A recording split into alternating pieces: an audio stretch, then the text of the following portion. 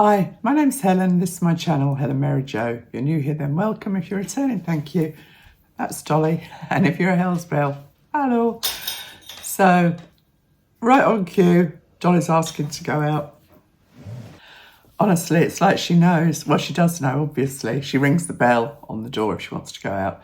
So, you can see that I'm sitting at the dining table. And that is because I am doing a little project, and these are, I showed you some T-shirts that I bought the other day in Primark, and I'm just getting the design ready to apply to those 4 T-shirts. Katie and Chris bought an old sailboat, and I just thought it'd be fun to make them some customised T-shirts for, to kind of celebrate that, really. They'll be Christmas presents, but, they're one of a kind. And as is often the case when you're trying to do one of these projects, the Cricut, it's Cricut, it's like Cricut, but they call it Cricut machine, was playing up. The times this has happened, you do have to be patient, and I am really not a patient person. But it said that I didn't have a subscription, and I do have a subscription. So when I was getting the images that I thought might be useful, they said I had to pay for them. So, oh, goodness me, it was the usual story. I logged out twice, logged in twice. On the second time, it recognised that I did have an account and I didn't have to pay. But it wastes so much time, that stuff. Anyway, if any of you are interested, I've never really sort of got into any detail on this because you kind of assume that people know about this stuff. But these machines are just fantastic. I mean, I used to buy labels off people online, sort of I like to have the shower gel and conditioner and that in kind of decanted into bottles, and so to put the labels on the bottles, and various bits and bobs around the house. I like labelling things. It's just who I am. And so the first one I bought, actually, I'll show you the first one I bought because it's quite small. I've got this trolley next to me here, and it's ever so good. It keeps everything in it. The first one I bought was just this little Cricut Joy. And this isn't an advert. I'm not working with them or anything, but you can see how small it is. But it actually is good enough most of the time. Really and truly, I don't think you need the big machine unless you're going to do it big style, because this limits you to about 5.5 inches, but it doesn't limit you to the length. So most designs are not going to have a font bigger than 5.5 inches. And so actually, this really does work. I think I paid £80 for this, and they're about £130 now. But, that is like small enough to keep in a cupboard somewhere. And I really love it. I mean, I always do little projects with this, and it came in handy when my nephew was getting married. And my sister, very last minute, said, oh, Helen, it was her son that was getting married. And she said they're all having a big breakfast, once they're kind of dressed before they go to the church to get married. And she was worried about them getting anything down their front. So I didn't make the aprons. I ordered them all these really nice aprons, actually, in a kind of khaki colour. And I just put the date of their names and the date of their wedding and stuff. And my brother-in-law is actually a graphic designer, so he'd already got the font and everything that he wanted to use that had been replicated throughout their invitations and table plans and everything. So I was able to put that on there and iron it on. And, it's unique. So if you're interested, they're not difficult. Once you've kind of got the hang of it, I mean, I have found that using Design Space on the Cricut app or website has given me a lot of knowledge, actually, around CAD, as they call it, isn't it? Computer-aided design. So it's all skills, isn't it? And I think that's all good for us. That might be something you want to think about if you're looking, you know, as an idea for a Christmas gift, or you know, youngsters. You know, you could buy that for a family or a couple of children to share, because really most of the time you're spending designing, not cutting. So anyway, that's like in no way a promotion for this. So the first thing I'm doing is these T-shirts, and I'm hoping later on to personalise some crackers. So I'm just going to make sure the cameras are set up, and you know, this 2-camera lark, it's quite challenging, but I'll crack on. So the first thing I've done is, because the boat is called Muette, and that means seagull in French, I found an image of a seagull. It wasn't difficult. And I just wanted like the silhouette of a seagull. And then you can see that I've used the same font, lowercase on the name Muette, and then Captain down below. Now, at the moment, these aren't grouped together, but what I want to do is, I'll just move that down so it's clearer to see, because when I go to print it or cut it, it will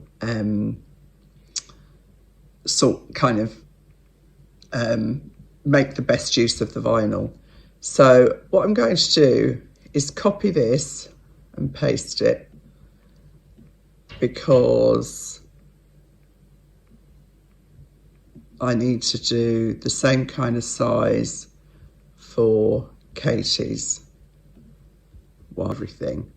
Need to make that a bit bigger now. That's 61.4 and that's 67, so I'll take this up to 67. So when I put these together, it will kind of tell me how it looks, so I just need to move that up a little bit. I mean, the thing is, no one's going to be holding these next to each other to compare. Well, at least I hope they're not. So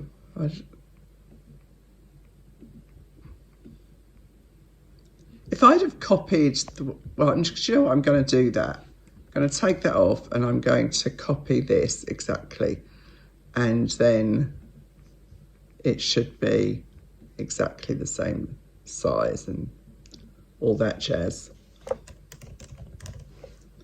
So that's Katie and Chris.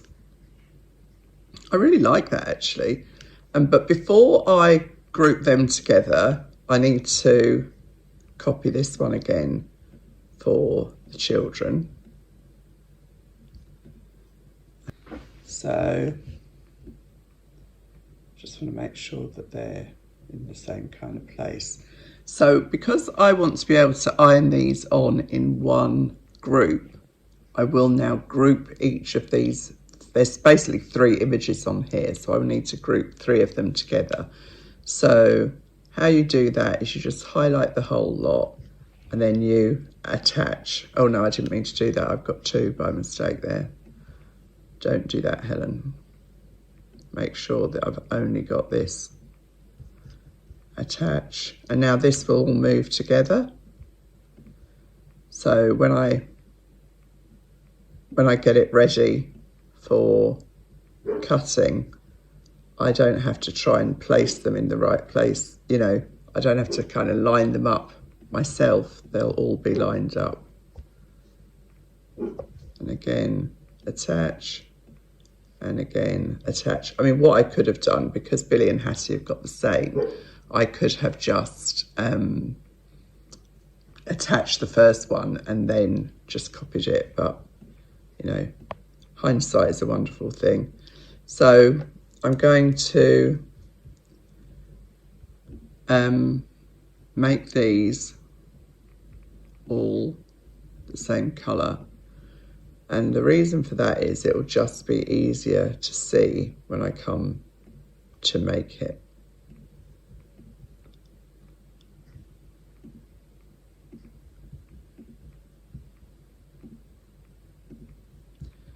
So that's those all ready. I've got my little heat press here, which I will heat up full temperature. and I've got the t-shirt here, and as I said, it was only £4, but you know, it's just a little something for Christmas, a little bit different and something that I think they'll enjoy. So I'm going to line that up with the bottom of the placket here. Can you see that? So more or less straight along, and that's what I'll do on all of them. And then it does seem very counterintuitive to put heat onto plastic, but that is exactly what you have to do. And there's Dolly again asking to go out. Perfect timing, as always. She'll be out for 2 seconds, then want to come in again. So that's just beeped to say it's on. Now, when you use this is really, really hot, so you do have to be very careful. And I think I've said before, you don't go backwards and forwards, because obviously this is melting the vinyl onto the t-shirt, and you don't want to kind of be doing this because you might stretch it. So the idea is that you just give it a nice steady press. Sometimes I put a breadboard or something in between the two layers of the t-shirt, but you want it nice and hot and nice and steady. And really, you can't actually tell whether it has worked or not until, I mean, I'm moving it backwards and forwards now because the kind of basics of it are done. You just learn to kind of know. You can't tell whether it's okay or not until you let it cool down. So that's still really hot. Temptation is, oh, that seems to be working quite nicely actually. No, it's still a bit there. Don't do it too quickly, Helen. I've got no patience, I've told you before. Once that lifts off okay, I will go over it again with just some baking parchment, just to make absolutely sure that it's stuck down. Seems to be working quite nicely. Oh yes. So still a little bit. I mean, I am doing this too quickly by my own admission. I'm just trying to show it. The best thing to do is let it cool down completely, kind of go away and leave it and not rush it. But there we are.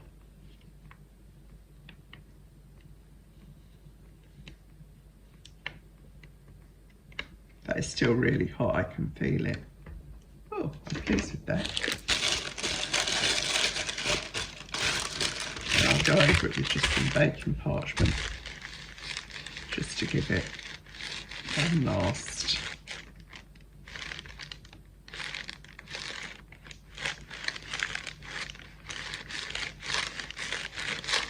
And you can wash these quite happily, it will wash, and iron it on the reverse.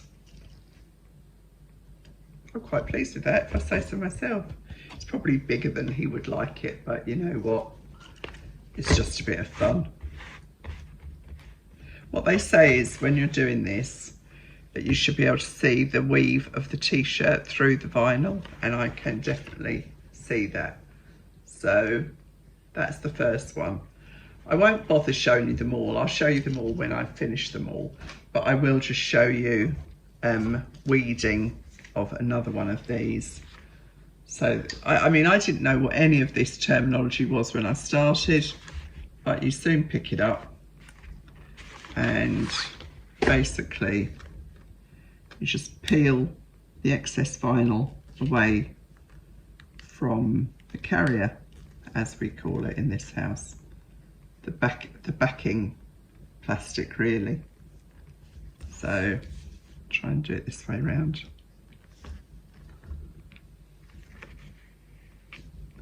You know, a lot of people, this is just of no interest to them whatsoever, but if you're thinking of getting one of these machines, when I was thinking about doing it, I looked at so many videos beforehand. It's a considered purchase, even if you just buy the Joy, because as with everything, there's always extras to be bought. But you don't have to buy the Cricut vinyl. There are other vinyls available, although I must admit that theirs tends to never let me down.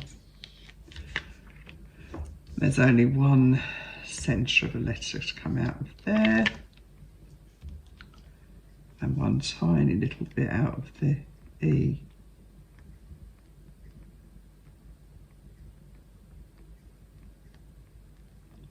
That's where the tweezers come in when it's that tiny.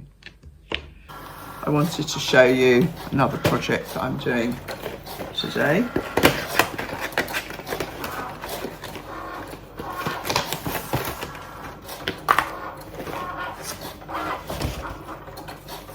As you know, if you've watched me, I like to personalise the crackers. So I am going to put each individual person's name on here. And, oh, that's interesting, that's paper.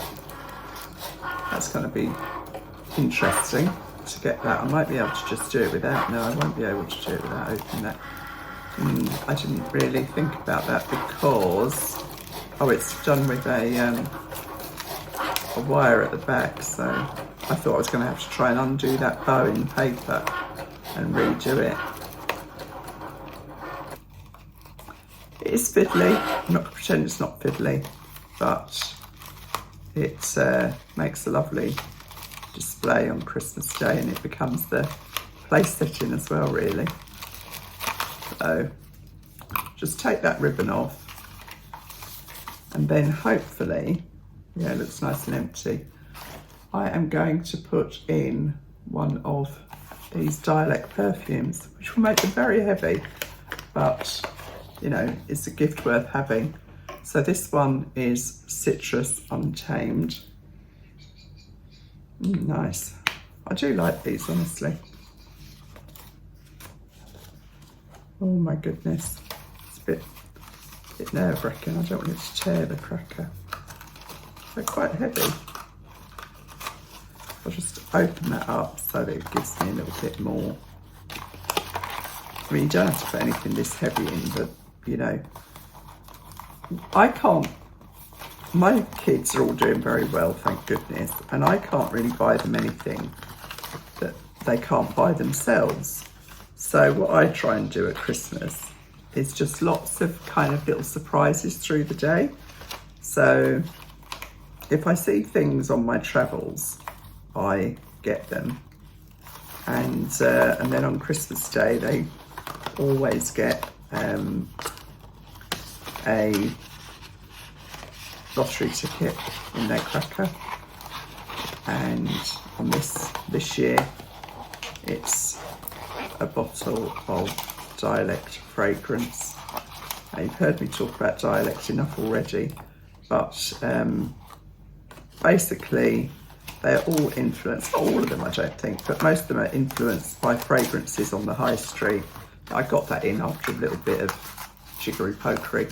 I'm not actually going to put that back on because I need to buy a lottery ticket, but that's sitting in there quite nicely, and I will do a name for that, and I'll just show you that, and you kind of see what I'm doing here, and they will all be ready for Christmas Day, and I'll obviously do the names this way. I'll show you a finished cracker shortly, but I've got all different Dialect fragrances here. That's obviously a man's one, and it's a gift in itself, really. Right, so I'll finish doing these T-shirts, and I'll do one of the crackers, and then I will just show you the finished product, because otherwise you'll be literally bored to tears. That's the cracker. I hope you can see that okay. It's got the holographic vinyl, which I rather love because I love a bit of glitz. It's so funny. Me and Grace love glitz and glitter and sparkle, and Katie and my mum more or less hate it. But you know what, it's Christmas, so that's that.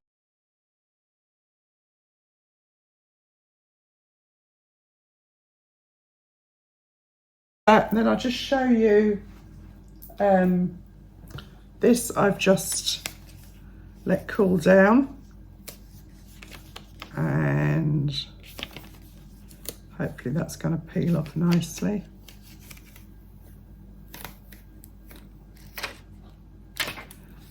So that's the front of the t-shirt. And that's the back of the t-shirt.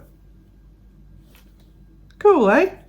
And it's just, I mean, that was just a £4 t-shirt, a little bit of time and effort. And there's Dolly wanted to go out again, of course. So that's that one. And then I've got Katie's,